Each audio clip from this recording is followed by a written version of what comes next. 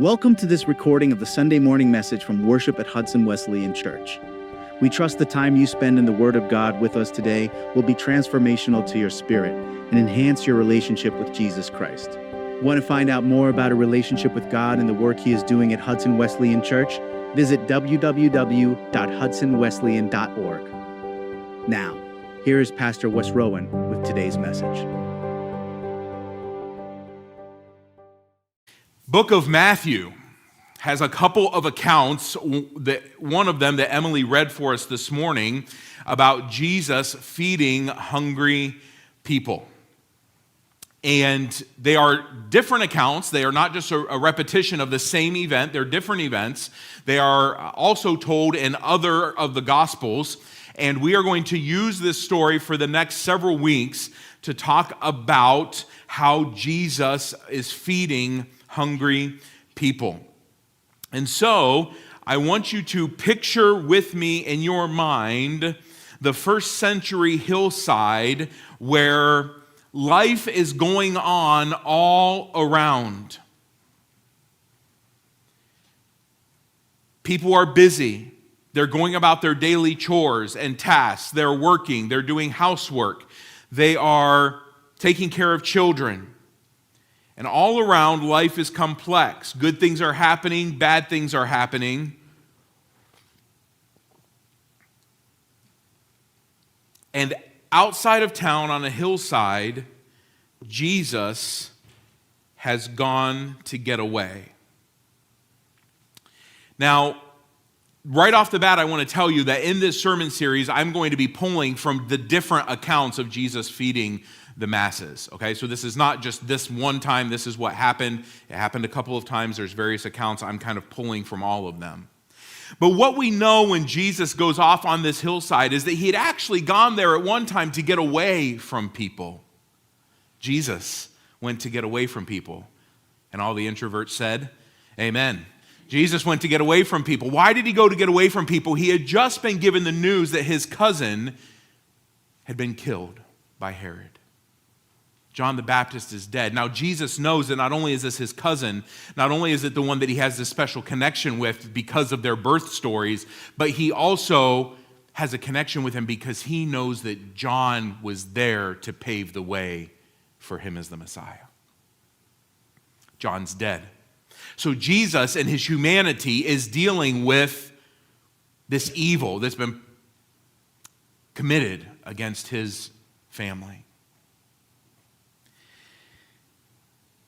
Not only that, but Jesus keeps a very busy schedule. And so as he's going away to rest and to reflect and to mourn, the people that he's been spending time with want more of him.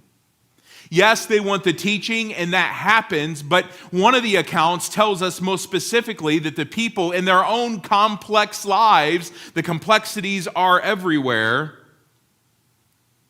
they are coming to Jesus because they want more healing. They've got problems, and they need him to fix their problems. So not only is Jesus and subsequently the disciples dealing with sorrow and with being overwhelmed with all of the people, and I don't mean overwhelmed like something was too much for Jesus, I just mean in his humanity, he's taking a step back. He's also now been dealing with the Pharisees because the Pharisees have been coming to ask him all these questions to try to trip him up and to try to confuse him because they wanted to see him fall and fail. So imagine, if you will, tragedy in your family, people always asking you to do things, and then some people coming in sort of sneaky-like to ask you questions that they were hoping were going to get you fired. Or, in Jesus' case, get him arrested and executed. You can see why Jesus backs away and takes the disciples to go away. But the people, their lives are going on. They are complex. They want Jesus, and so what do? They follow him. And when they come up on the hill, the scriptures tell us that Jesus had compassion on them. And so he continues to heal and to teach and to help. And the days go on. And one of the accounts of Jesus feeding the multitudes, it actually says that they were there for days. for days. Some of you like to travel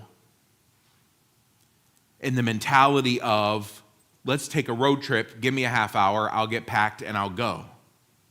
Some of you like to travel like, I'm going to be gone for 2 days, give me a week to prepare for it. These people had gone out to be with Jesus and had made no preparations to be gone. Whether they knew they would be gone that long or not, they had not made any preparations for it. And so now we have this real complex situation, Jesus dealing with everything he's been dealing with, the people dealing with everything that they've been dealing with, and now this new reality sets in. That new reality is this: hungry people are everywhere. They're hungry for a couple of things. They're hungry for Jesus to meet their physical needs miraculously. They are hungry for Jesus to teach them more about God. And they're hungry because they don't have any food. And we're not talking about a little group of people that are sitting at Jesus' feet and is teaching them, and they're saying, oh, we forgot to bring dinner. In one account, Matthew tells us 4,000 people, a different time 5,000 people, plus their families. So 4,000 men plus their families. So we're probably talking about 10,000 people.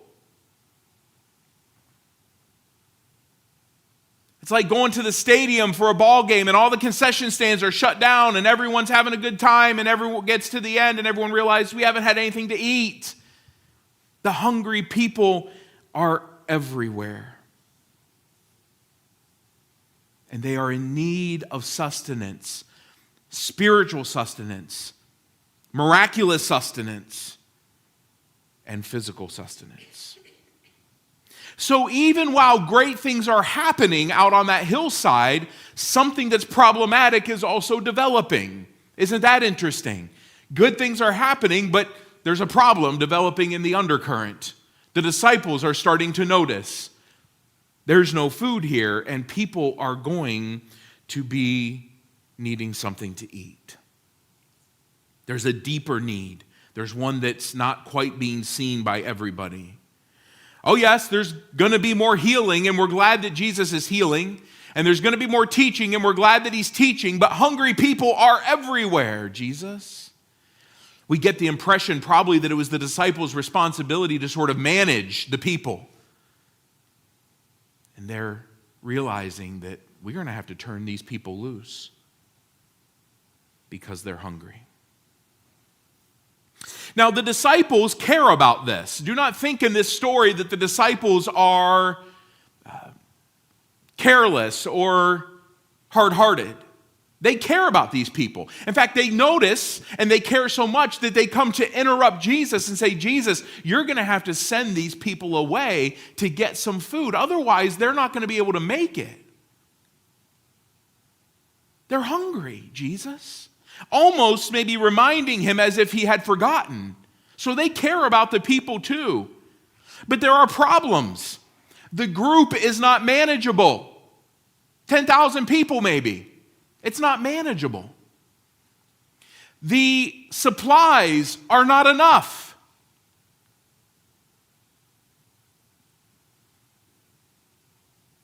And so even though the disciples care, they see the roadblocks to feeding these people. Jesus, you're going to have to let them go.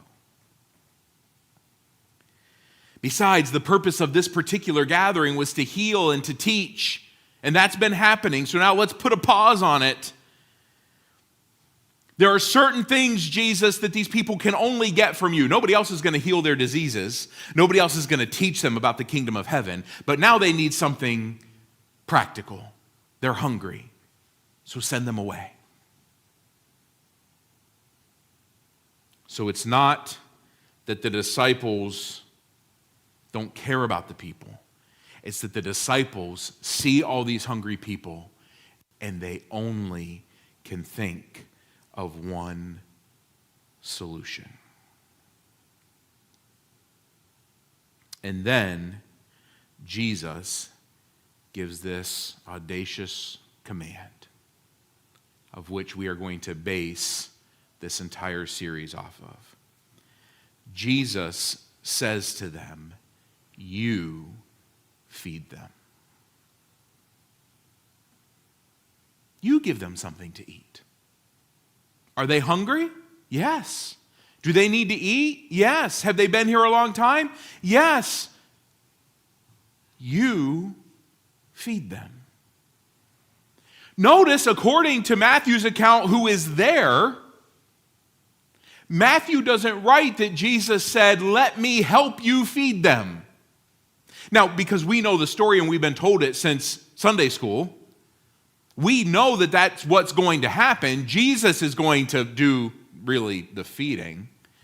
But isn't it interesting that that's not what Jesus said?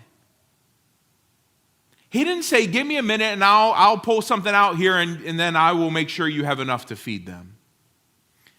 He didn't even say, "Hey, you better get moving. Store's going to be closing." He just says, "You feed them. You do it."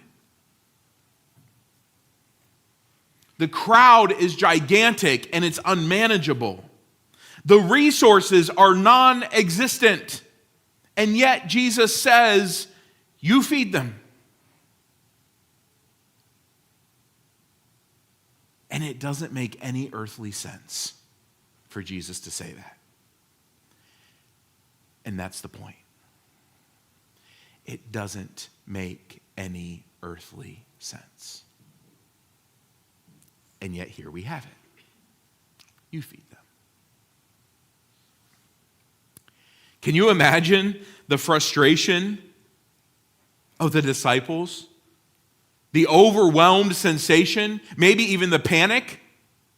Now, we know from what we can tell about the disciples that some of them were fly by the seat of your pants kind of people anyway. Okay? So Jesus says, "You feed them," and it might have been let's see what we can do here. But we know there were some planners in the group, right? If they're having company over to their house, they're thinking about it a month ahead of time. I'm not feeding 10,000 people on the spot, Jesus. I imagine a little bit of panic or a little bit of chuckling amongst them. Almost the absurdity. Jesus. In fact, they say to him, like, "How? What do you mean? We can't feed them." And yet, the audacious command of Jesus remains.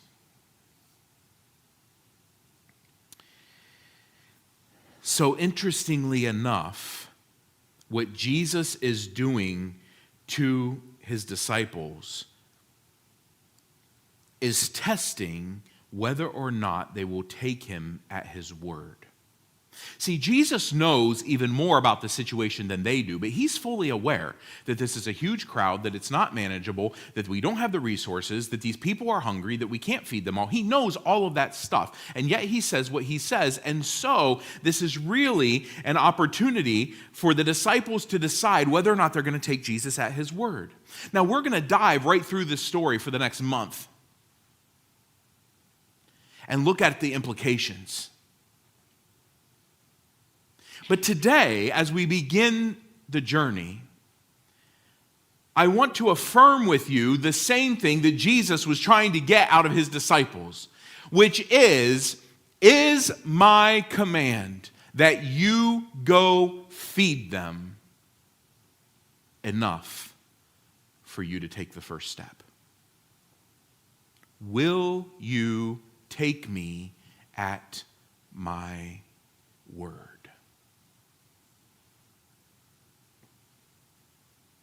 Simple question.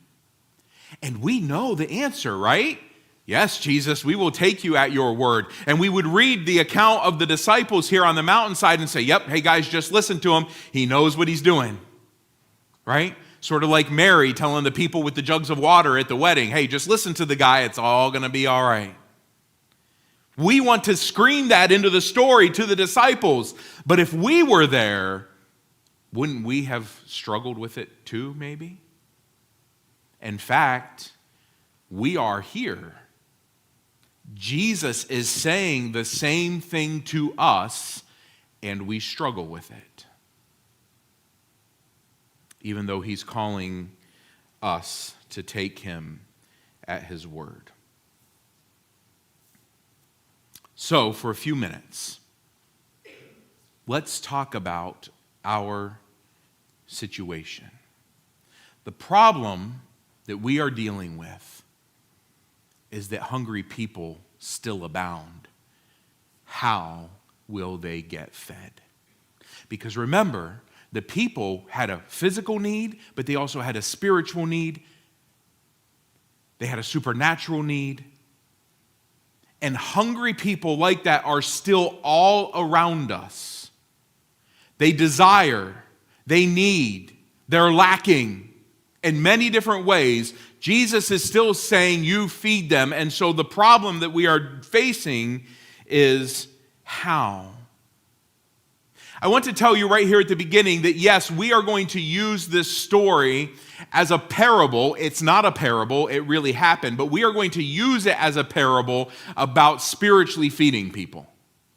But I don't want to lose the imagery and the reality, though, that Jesus also calls us to feed hungry people. Elsewhere in Scripture, he makes that abundantly clear. So while we transition our path into talking about the fact that spiritually hungry people abound, and how are we going to deal with that, we keep in mind that that has a partner relationship with their physical needs as well. So here's the problem. Here's the problem. How are we going to feed spiritually hungry people? If we think that the church building and even our own private Bible reading is the place to encounter and be fed by Jesus, then it is an issue, is it not, that almost everybody out there is never going to be in here at the same time. In fact, many of them will never ever be in here. So if in here is where we're talking about Jesus, if in here is where you're going to encounter Jesus, if in here is where you're going to hear from God, if in here is where he's going to move, then it is a problem, isn't it, that the out theres will never be in here to experience it. So hungry people abound, and yet if this is where they will be fed, they may not be. I was speaking to a pastor recently about this topic and learning a little bit from him.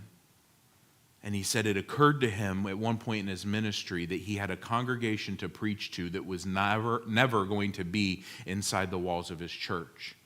That the messages from the word were going to have to go to the people, to the community, through the congregation. Because most of the out theres were never going to be in here.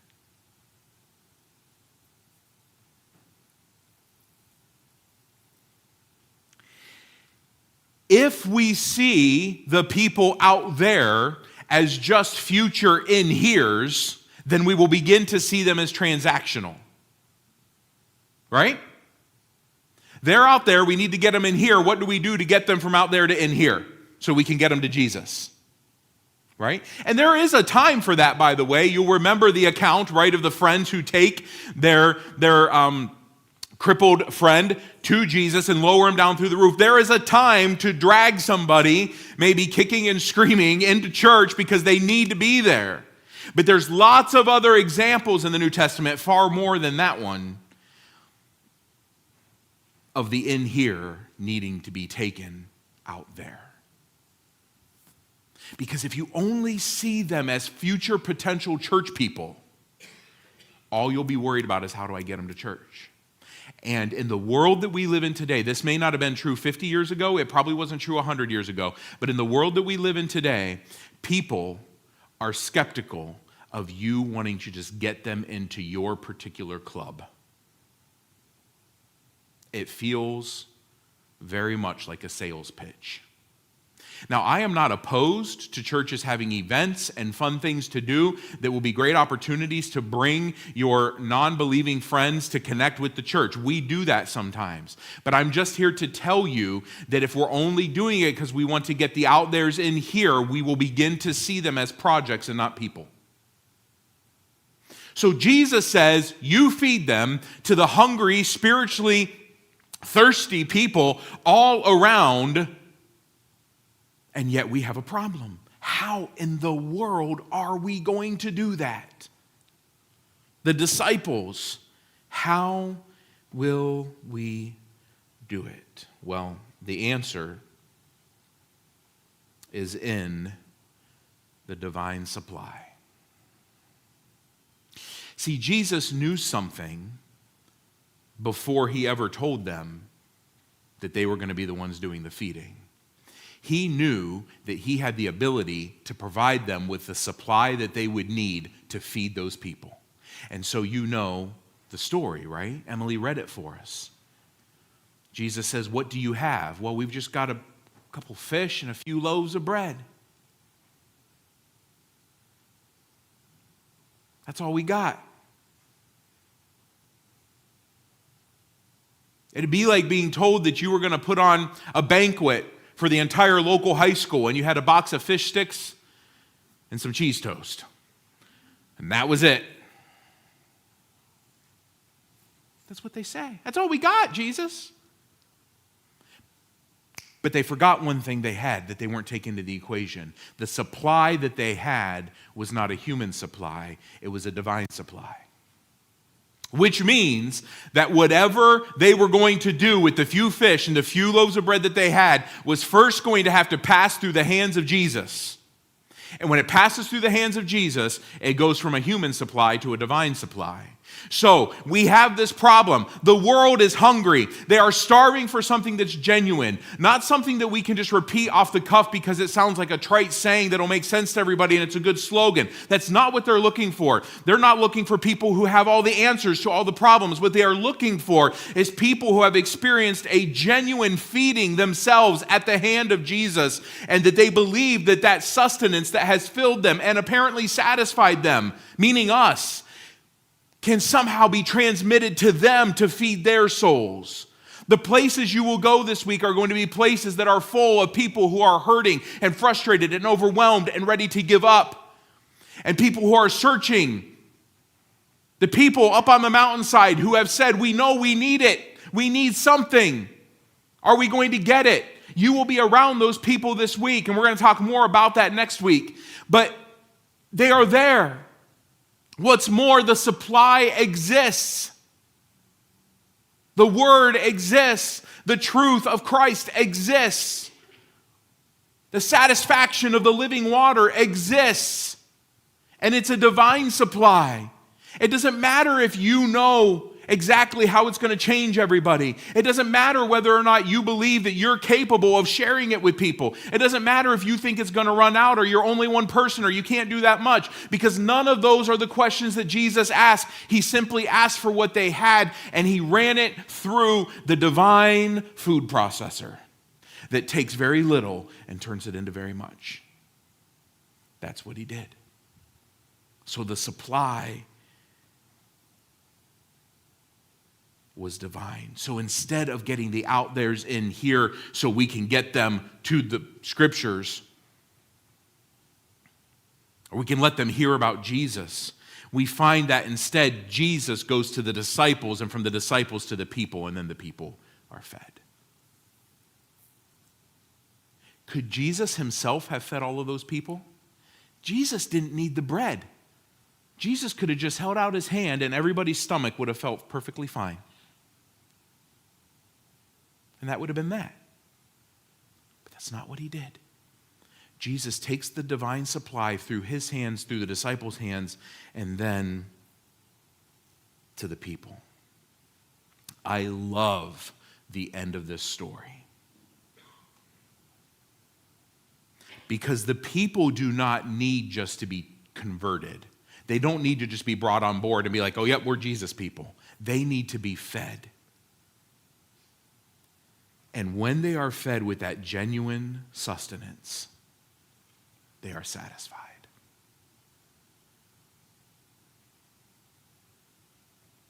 They're satisfied. I love the end of this story because it doesn't just say, and the people ate. The story doesn't say it was enough to hold them over till they could get home. Okay, this wasn't the vending machine at the rest stop on the long road trip where you just grab a candy bar to hold you over till you get where you're going. It says they ate and were satisfied. As Emily read for us, in other words, they were full up. They went back for more. This is not Jesus parsing out a little get me through sort of snack. This is Jesus opening the divine buffet of his provision and stuffing them full. And then, when they were satisfied, you know who else was satisfied? The disciples. Baskets of food left over. The potluck is done, and they're shoving it into Tupperware containers to take home because they don't want it left in the church fridge. That's how much food is left. So the disciples are getting their own fulfillment and sustenance and satisfaction, even while they were feeding the masses. If you had asked the disciples before this miracle, is there enough food here for even you to eat? I'm guessing big strapping fishermen, James, John, Peter, would have said, a couple fish and a few loaves of bread, that's not enough for us to get through the day, Jesus. Not only was it enough to feed the masses, but the disciples also go home with baskets full of food. Some have said that intentionally Jesus made enough that there was going to be a basket for every one of the disciples, because one of the accounts says there were 12 baskets left over. Maybe. But they were satisfied too. What I want you to know is that the crowd and the disciples both being full is not mutually exclusive reality. In fact, the crowd is full because the disciples are also being fed. Wow. And Jesus says, you feed them. Now, perhaps we step back and we say, okay, Jesus, you said you feed them, but that's not really what happened. Jesus fed them. No, he didn't. We called this miracle the what? Jesus feeds the 5,000. But who fed them? The disciples fed them. Jesus multiplied the bread and fish. The disciples fed. Jesus multiplied the resources. Because Jesus wasn't kidding when he said, you feed them. Now, all right, Wes, so what am I supposed to do with this? Give me some tools, equip me. How? What am I going to do with the people around me this week? Here's what I want to ask you. Let's go on this journey for the next month. And let's find out from this text what exactly Jesus intends, not just for the disciples, but for you and me, when he looks at us and also says, so you give them something to eat. And maybe, just maybe, our church will continue to be, and I say continue to be because I believe this is already happening. It just needs to be happening more. Maybe our church will be filled with the kind of people who go to the out there with the what we've got from in here. And instead of trying to pull them in here to get it themselves, we start to feed them out there. It doesn't mean everybody being a teacher or a preacher or a Bible lesson scholar. It doesn't. In fact, more often than not, that's not what it means. But it does mean willing disciples with a supply in the hands of the master who are willing to take him at his audacious word and say, I'll help feed. I'll help feed. Thank you for joining us for this message from God's Word. If you'd like to find out more about Hudson Wesleyan Church, visit us at www.hudsonwesleyan.org. May God bless your day.